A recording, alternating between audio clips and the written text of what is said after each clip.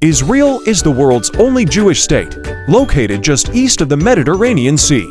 Palestinians, the Arab population that hails from the land Israel now controls, refer to the territory as Palestine, and want to establish a state by that name on all or part of the same land. The Israeli-Palestinian conflict is over who gets what land and how it's controlled.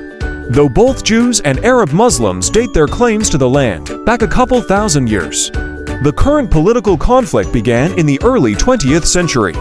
Jews fleeing persecution in Europe wanted to establish a national homeland in what was then an Arab and Muslim-majority territory in the Ottoman and later British Empire.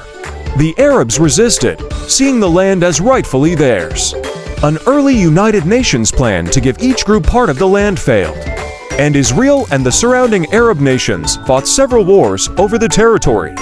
Today's lines largely reflect the outcomes of two of these wars, one waged in 1948 and another in 1967. The 1967 war is particularly important for today's conflict, as it left Israel in control of the West Bank and Gaza Strip. Today, the West Bank is nominally controlled by the Palestinian Authority and is under Israeli occupation. This comes in the form of Israeli troops, who enforce Israeli security restrictions on Palestinian movement and activities, and Israeli settlers, Jews who build ever-expanding communities in the West Bank that effectively deny the land to Palestinians.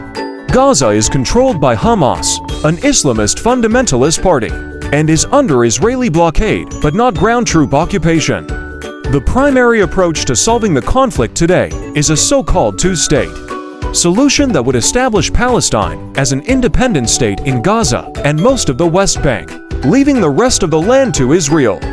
Though the two-state plan is clear in theory, the two sides are still deeply divided over how to make it work in practice. The alternative to a two-state solution is a one-state solution, wherein all of the land becomes either one big Israel or one big Palestine. Most observers think this would cause more problems than it would solve, but this outcome is becoming more likely over time. For political and demographic reasons, follow me for more videos of this series.